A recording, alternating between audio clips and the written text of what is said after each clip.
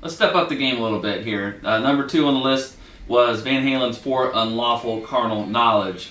And this is their 1991 release. I really love the red leather theme here with like the logo imprinted right on it. This is the follow-up to OU812, except they dropped the keyboards and added piano, so it gave it a nice sound to it.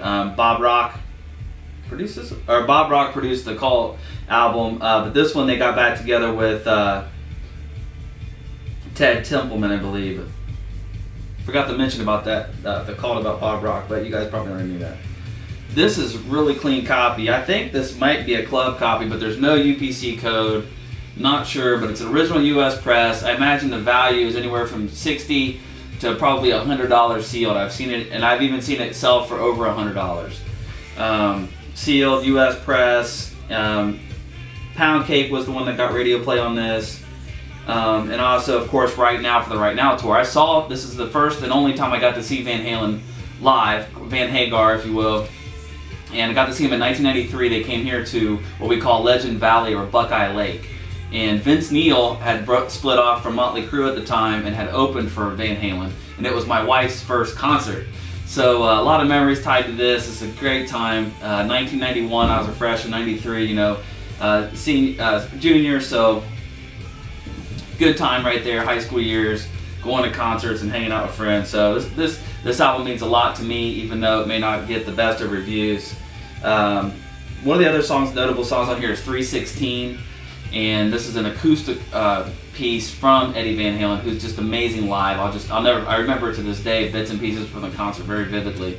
But outstanding to see Eddie Van Halen, one of the best guitarists of all time.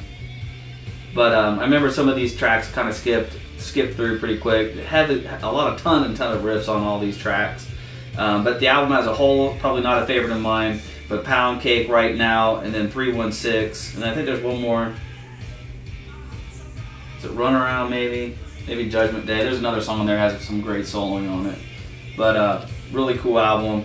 It's kind of hard to crack this open. You'd like to leave it sealed, but as soon as be looking for reissues of this, affordable reissues, because as soon as I open this, the reissue will come out. But 316 was a song that Eddie Van Halen wrote when his son Wolfgang was born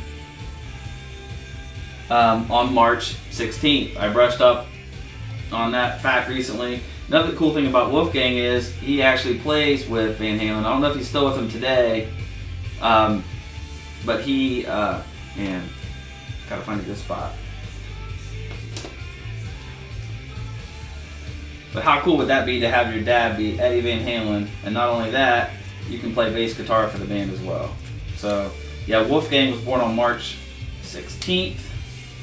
I was going to do this on March 16th, but I kind of missed my window of opportunity. So let's crack this bad boy open and see what we got. Of course, the concern is always about the about it being warped.